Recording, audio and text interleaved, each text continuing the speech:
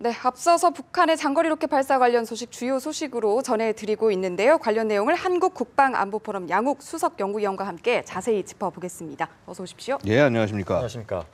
네, 앞에서 저희가 내용을 쭉 다뤄왔던 것처럼 북한이 장거리 로켓 발사 예정 기간을 앞당겼는데 앞으로 북한의 어떤 기상 상황이나 연료 주입 시기 등을 고려했을 때 실질적으로 언제 발사가 가능할까요? 뭐 일단은 결국은 이제 기상 상황이 제일 큰 문제가 될 겁니다. 예. 이제 이전의 예보에 의하면은 8일 정도에 이제 해당한 동창리 지역에 눈이 올 것이다. 이런 얘기가 있었고 그다음에 8일 말고 이제 9일, 10일은 눈이 안 오고 11일부터 다시 온다. 네. 이제 결국은 그러다 보면은 8일 날 오전에 일찍 발사하지 않으면은 발사가 불가능하지 않겠느냐. 이런 얘기가 있었습니다. 근데 지금 상황을 보니까 기상이 조금 바뀌고 있는 것 같습니다. 네. 그러니까 8일에 눈이 온다는 것이 확정적이지는 좀 않은 것 같고, 네. 그다음에 일단 날씨가 8일 기상 상태가 그닥 좋지 않은 것은 이제 맞는 것 같습니다. 이렇게 되면은 북한이 약간 이 시기를 좀 앞당긴 것, 그러니까 발사 기간도 줄이고 시기도 하루를 앞당기고 이렇게 해서 이제 통보를 했는데 이거는 앞쪽에 하여튼 무조건 쏘겠다는 강력한 의지를 보여주는 것이고 그렇다면 당장 내일부터 일단 모레 그러니까 7일 오전이나 8일 오전 일단 요때 가능성을 좀 상대적으로 높게 두고 있고 조금 더 안전하게 쏘려면 역시 7일쯤이 아니겠느냐 예. 이렇게 볼 수가 있겠죠. 네, 그리고 연료 주입 얘기가 어제부터 나왔었잖아요. 그러면 예. 그 시기를 고려했을 때 물리적으로 쏘는 게 가능한가요, 내일? 그러니까 사실 이제 그 부분이 조금 문제가 있을 수 예. 있습니다. 왜냐하면 이제 어제 연료 주입을 하고 있다라는 얘기가 나왔기 때문에 네. 어제 연료 주입을 끝냈다고 하더라도 이제 보통 한 이틀 정도는 하루 이틀 정도의 시간은 충분히 어떤 와이어링, 그러니까 배선 작업들 같은 것들을 확인하고 총체적인 점검과 시뮬레이션들을 해봐야 되기 때문에 그런 과정에서 내일이 조금 좀 빠듯할 수도 있다라는 것이죠. 그렇게 될 경우는 상대적으로 이제 8일 아침 정도가 발사하기 최적의 시기라고 볼 수 있고, 근데 만약에 8일에 눈이 전혀 오지 않고 네. 뭐 다음 날 눈을 치울 필요가 전혀 없다, 작업에 어떤 지장이 없다라고 한다면 뭐 예를 들어서 9일에 기상 상태가 좋고 뭐 하늘이 청명하고 이렇다면 충분히 그때 발사할 수도 있는 겁니다. 네, 발사 예정 시기에 대해서 뭐 내일 할 수 있다, 그리고 그 이후에 할 수 있다 여러 가지 해석들이 나오고 있는데 또 눈여겨볼 점이요. 이번에 발사대 높이가 좀 높아졌더라고요. 이게 예. 사거리랑 어떤 영향을 주는지도 궁금하거든요. 일단 발사대 높이가 이전에는 이제 은하 3호 때는 50m였습니다. 예. 50m 정도 추정이 됐는데 그리고 50m 정도였고 은하 3호가 발사되는 발사체 높이가 한 30m 정도였고요. 근데 이게 한 17m 정도 높아진 게 아니냐 관측을 하고 있습니다. 한 67m 정도 높아진 거고 그러면은 이 발사체도 그만큼 더 높아진 상태에서 뭐 17m까지는 아니더라도 최소 한 15m 정도. 그러니까 지난번이 30m짜리를 발사했다면 이번에 45m짜리를 발사하지 않겠느냐. 근데 길이가 길어지면 거기에 동반되는 여러 가지 문제들이 생깁니다. 길이가 길어지니까 그만큼 탑재할 수 있는 양도 많아지고 네. 무게가 스스로 자중이 증가하겠죠. 그럼 스스로의 무게가 증가하면은 증가된 무게를 감당해주기 위해서 엔진의 힘이 좀 더 세져야 된다는 겁니다. 근데 기존에 북한이 발사했던 은하 3호에서 발사했던 엔진은 굉장히 좀 구형 엔진. 그러니까 북한이 과거부터 생산했던 스커드 미사일의 로켓 모터를 4개를 묶어서 이제 그걸 클러스터링이라고 하는데 클러스터링을 한 엔진을 장착을 해서 쐈습니다. 근데 이걸로는 과연 이 45m 정도 되는 신형 로켓을 추진하기는 좀 문제가 있을 것이다. 네. 그렇다고 한다면 북한 입장에서는 지금 다른 로켓 모터를 사용해야 되는데 이게 북한이 가진 것이 있습니다. 뭐냐 하면은 북한이 이제 과거부터 보여줬던 무수단 미사일이라는 것이 있습니다. 북한에서는 화성 10호라고 부르는 미사일이 있는데 네. 이 미사일 같은 경우에는 한 3,000km 정도를 날아갈 수 있다, 혹은 4,000km 정도를 날아갈 수 있다고 보고 있고요. 중량이라든가 무게에 있어서 뭐 이전보다는 좀 더 이제 추력 같은 것이 늘어나 있는 상태입니다. 그래서 이 로켓 모터나 아니면 북한이 이제 2012년부터 공개하고 있는 KN-5A라고 하는, 그러니까 이쪽 ICBM 가까운 굉장히 기다란 로켓이 있습니다. 이제 이 미사일에 쓰이는 로켓 모터를 활용할 수도 있는 것이고요. 어느 쪽이건 간에 무수단이나 KN-5A나 양쪽 다 실제 발사를 해본 적이 없습니다. 네. 그렇다면 이번 발사가 굉장히 좋은 기회라는 거죠. 그러니까 실제 미사일로서 발사하기에는 국제사회의 이목이라든가 어떤 비난을 받을 수가 굉장히 높지만은 이거를 로켓이라는 우주 발사 로켓이라는 그런 위장 속에서 거기에 로켓 모터를 집어넣고 쏘면은 실제 발사가 제대로 일어나는지 확인도 할 수 있고 그다음에 그런 것을 통해 가지고 해서 주변국에 우리가 이런 능력을 가지고 있어라고 예. 광고도 할 수 있고 그러면서 결국은 뭐 미국이나 중국에 대해서 우리는 더 이상 니들의 말에 흔들리는 존재가 아니야라는 걸 강하게 얘기할 수 있는 그런 그 기술적인 근거가 된다는 거죠. 그러면 궁금한 게 이번에 그 높이에서 또 처음 쏘는 거니까 예상하고 우리가 국제사회가 예상하고 있는 그 발사 궤적들을 좀 벗어날 가능성도 있겠네요. 근데 벗어날 가능성은 상대적으로 적다고 봅니다. 왜냐하면은 지금 이제 IMO의 이 낙하구역 통보를 한다는 네. 것 자체는 결국은 이제 그 지역에 뭔가 떨어졌을 때 면피할 걸 찾는 겁니다. 그러니까 예를 들어서 만약에 그 어떤 이 낙하물이 떨어졌는데 거기 지나가는 선박 같은 데 떨어지거나 해서 인명피해 나거나 하면은 그건 책임을 져야 되는 부분이거든요. 그러니까 그 통보를 할 때는 그게 다 그런 이유가 있는 겁니다. 그래서 결국은 이제 이번에 새롭게 이제 날짜를 바꾸면서도 그 발사 지역이 어디 틀린다 이런 얘기는 안 했고요. 네. 북한 입장에서는 어쨌거나 그래도 국제적인 기준에 맞게 발사하는 모습을 보여야 자신들이 어떤 제재나 이런 부분에 있어서 우린 잘못한 거 없어. 라고 얘기할 수 있는 근거가 되기 때문에 일단은 기존의 어떤 발사 루트라든가 이런 부분을 바꿀 거라고 생각되지는 않습니다. 네, 그럼 방금 전에 말씀해 주신 것처럼 혹시나 북한이 장거리 로켓을 발사했을 때 우리나라의 영해나 영토 쪽으로 떨어지면은 이제 우리나라 측에서는 그 요격 대안으로 패트리어트를 제안했습니다. 실제로 이 패트리어트로 요격이 가능합니까? 뭐 일단은 패트리어트 자체가 우수한 그 대공 미사일인 것은 맞고요.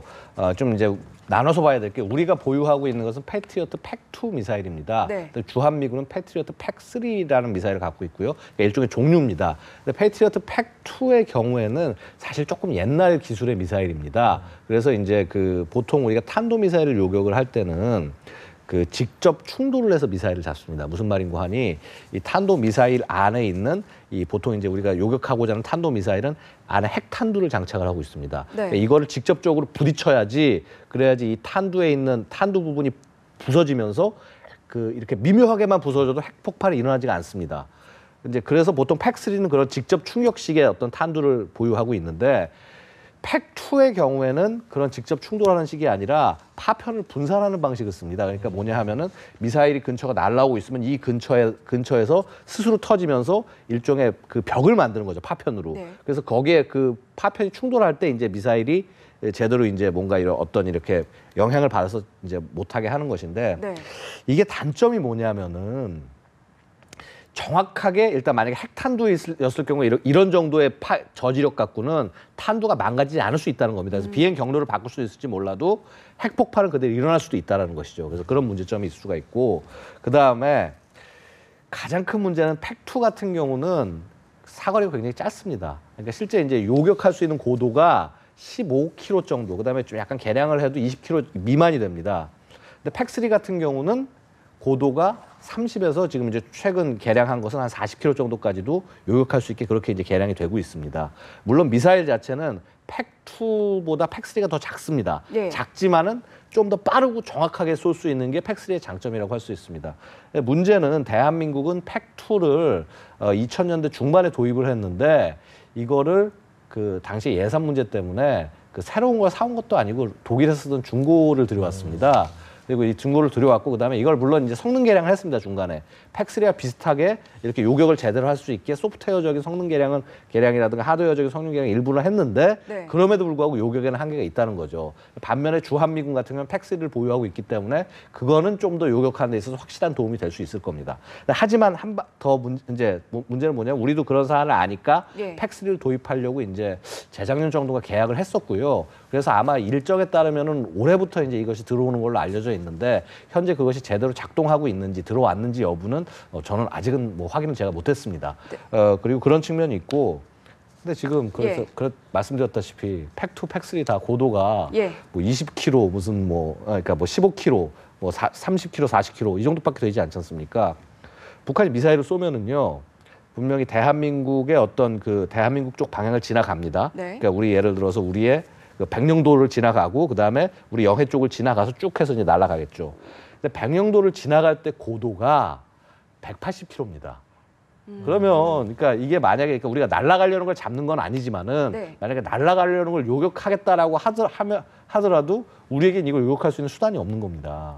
우리가 보유하고 있는 게 팩토리 투 팩3밖에 안 되니까. 예를 들어서 그 정도 잡으려면은 사드로도 안 되고요. 사드가 예. 150km 정도밖에 요격을 못 하니까 그러면 바다에서 발사를 하는 SM3 정도가 돼야지 요격이 가능하다는 거죠. SM3는 그 블럭 1하고 1A, 1B 같은 경우는 500km 정도 고도까지 요격이 가능하고요. 예. 블락 2A부터는 한 지금 뭐 아직 개발 중이긴 한데 1,500km까지 요격이 가능합니다. 고도가.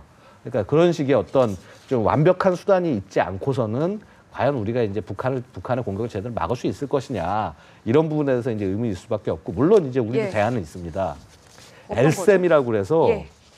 우리나라에서 스스로 개발을 해서 한 60km 이상 정도 고도까지 요격할 수 있는 미사일을 개발하겠다라고 그런 계획이 서 있고 실제 개발을 하고 있습니다. 개발을 하고 있고 그래서 어느 정도 진척이 된 걸로 알고 있는데 그럼에도 불구하고 이게 성능이 완성이 되는 것이 2020년 초 정도에 이제 이게 그 개발이 완료가 된다고 얘기를 합니다. 근데 개발이 완료가 되면 곧바로 실전 배치가 되는 것이 아니라 네. 역시 2, 3년 정도의 그 기간이 더 있다가 이제 완벽하게 실전 배치가 되는 거고 그런 부분에서 봤을 때 결국 2020년대 중반이 돼야 중고도 요격 능력도 제대로 우리가 갖출 수 있다. 결국은 지금 우리는 저고도 능력은 지금 이제 방어 능력은 갖춰가는 상황이고 네. 중고도 능력은 현재 좀 이렇게 부재한 상황이다. 이렇게 볼 수가 있는 것이죠. 네, 그러니까 뭐 객관적인 기술 능력을 평가했을 때 전반적으로 그 요격이 가능한가 이에 대해서 실효성 논란이 나오는 게 그런 이유 때문인 것 같고요. 또 얘기가 나오는 게 이번에 시기 조정하는 걸 두고 국제사회를 일부러 혼란에 빠뜨리려고 하는 기만 전술 아니냐. 이게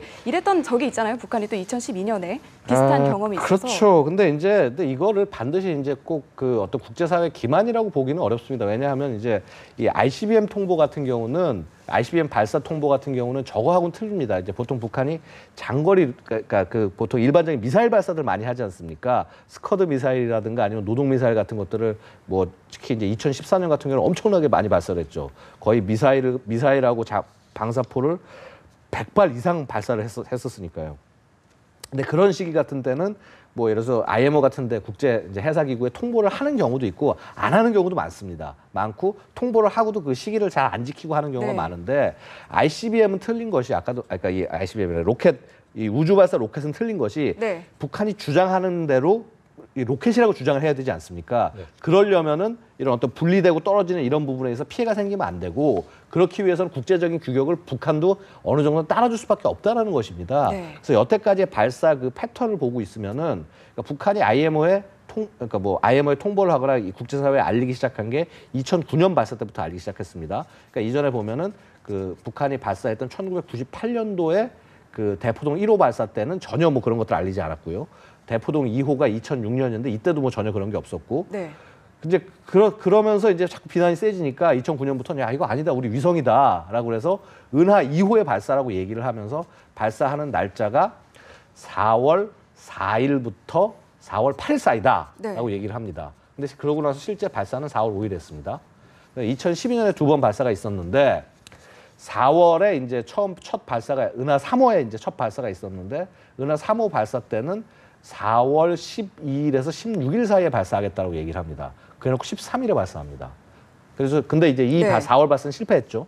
제대로 궤도에 예. 올라가지 못하고 이제 아마 단분리가 안 돼서 이렇게 이 잔해가 뭐 수십 조각이 나가지고 떨어졌는데 12월에 다시 발사합니다. 네. 12월에 다시 발사하면서 얘기하기를 12월 10일부터 20일 사이에 발사하겠다라고 통보를 해놓고 나서 12월 12일에 발사합니다. 그러면 지금 보면 북한이 자기가 발사하겠다고 발사한 날에서 그렇게 질질 끌다가 쏘는 게 아니라 그냥 거의 다음 날이나 다다음 날 그냥 곧바로 쏴버린 겁니다. 결국 이런 부분에 봤을 때는 이번 발사도 북한이 뭐 어떤 간을 보면서 어느 시기에 뭐 쏘겠다 이런 거는 전혀 아니고 그냥 자신의 의지대로 그냥 쏴 올릴 가능성이 굉장히 높다는 것이죠. 네. 그리고 되려 이렇게 함으로써 그 뭐 미국뿐만 아니라 심지어 중국 얼마 전에 우더위가 말리러 갔지 않습니까? 네. 쏘지 말라고. 근데 가서 빈손으로 왔죠. 나는 할 말을 하고 왔다. 그러면서 어떻게 보면 이런 모습을 보여주는 것이 김정은에게 있어서 정치적인 승리입니다. 그러니까 뭐냐 하면 중국이 와서 뭐라 그러고 미국이 와서 뭐라 그러고는 우리는 우주로 당당하게 쏴 올렸다. 그러니까 그런 면에서 봤을 때는 발사 시기를 갖고 그렇게 장난을 치거나 은닉을 하거나 하지는 않을 것이다. 되려 자신들이 원하는 시기에 하루라도 빨리 쏘아 올리는 것이 그 어떤 자존감을 높일 수 있는 방법이다. 이렇게 볼 수가 있는 것입니다. 네, 그러면 끝으로 이렇게 북한이 기만 전술, 양면 전술을 계속 쓰면서 장거리 로켓 발사를 통해서 실질적으로 노리는 것은 어떤 것이라고 할 수 있을까요? 역시 이 장거리 로켓 발사는 그 뭐 대외적인 면을 일단 봤을 때는요. 그 뭐 사실 여러 가지 얘기가 있지 않습니까? 이번에 4차 핵실험도 마찬가지고 로켓 발사도 마찬가지고 이게 중국의 실패냐 미국의 실패냐를 놓고 양국이 엄청나게 싸우고 있습니다. 네. 근데 어쨌거나 두 나라의 모두가 실패입니다. 대한민국의 실패이기도 하고 이 소위 북핵을 막고자 하는 모든 나라들에게 막을 수 없다라는 걸 보여주는 그런 과정이고 그다음에 로켓 발사도 그런 일환으로 볼 수 있다는 것입니다. 네. 그다음에 또 예를 들어서 우리 대한민국에 대한 메시지로서는 역시 뭐 어떻게 얘기를 하든지 간에 우리는 우리 갈 대로 계속 핵무장하겠다라는 주장을 하는 것이고 북한 내부적으로 굉장히 중요한 것이 이렇게 어떤 주변의 압제나 이런 것들을 전부 그 우리가 이겨내고 핵실험도 해서 수소탄 개발했고 우주로 쏴 올려서 우주 강성 대국이 됐고 자 그러니 이거를 김정은이 했다. 그러니까 어느 때보다 김정은이 권력이 더 강해지고 세지는 거죠. 어떻게 보면 되려 김정일 초기보다도 더 강한 그 권력을 가져가는 그런 모습까지 보일 수 있다는 겁니다. 예. 결국 그럼으로써 이번 7차 당대 때 같은 때 이제 더 이상 제1 비서가 아니라 그냥 정말 당당하게 비서가 되든가 어떤 그런 자리로 올라가서 진짜 1인 집권하는 모습을 강력한 집권하는 모습을 보여주는 완성 시나리오가 될 수 있다는 것입니다. 네, 내일부터가 그 발사 예정 시기인 만큼 상황을 좀 긴장하고 예의주시할 필요가 있을 것 같습니다. 오늘 말씀 여기까지 듣겠습니다. 고맙습니다. 감사합니다. 고맙습니다.